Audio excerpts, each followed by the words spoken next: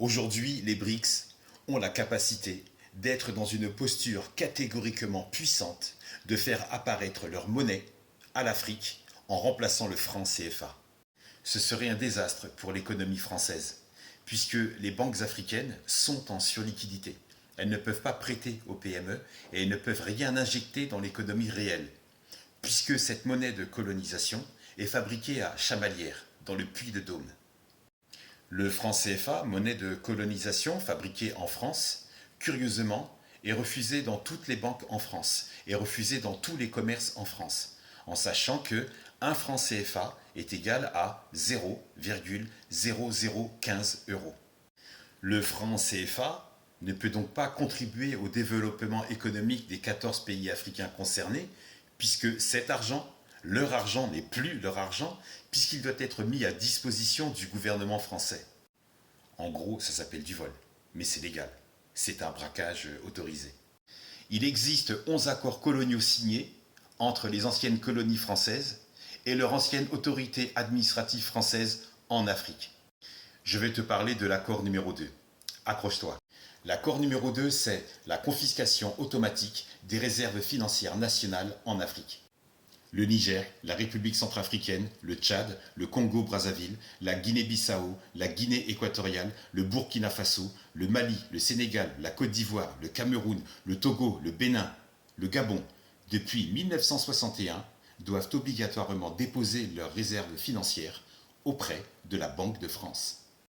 Ces réserves sont pilotées directement par le gouvernement français et ces 14 pays ont l'obligation de fournir 65% de leurs réserves dans un compte tenu par le Trésor public français et d'y inclure 20% supplémentaires en cas d'éventuels risques financiers. Mais de quel risque réel parle-t-on? 65 plus 20, ça fait 85% de pompée à ces 14 pays. Accroche-toi encore. Les banques de la zone franc CFA se font imposer par le gouvernement français une limite de crédit qui n'excède pas 20%. Comme c'est intéressant. 20% de risques éventuels financiers qui partent d'Afrique et qui vont directement au Trésor public français. Pourboire. Gros pourboire. Et pour corser tout ça, si l'un des 14 pays veut plus, la décision finale revient au Trésor public français. Alors que la demande est sur le sol africain, il faut demander à Paris. C'est quelle logique ça?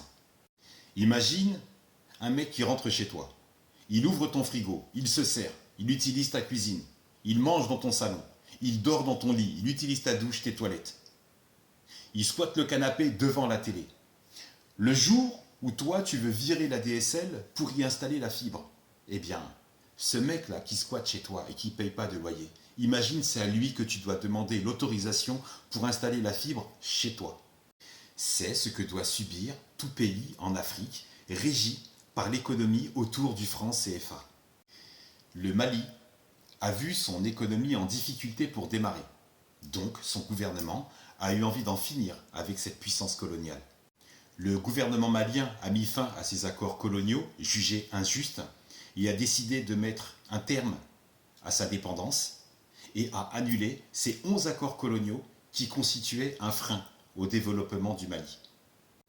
Aujourd'hui, le Burkina Faso, la République centrafricaine, le Niger souhaitent sortir de cette dépendance. Ils souhaitent mettre un terme à ces 11 accords coloniaux autour de l'économie du franc CFA, dirigés et pilotés directement par le gouvernement français depuis 1961. Si les BRICS parviennent à faire parvenir leur monnaie en Afrique, le franc CFA serait amené à disparaître, la France perdrait ses alliés stratégiques et elle serait amenée à perdre sa puissance économique actuelle.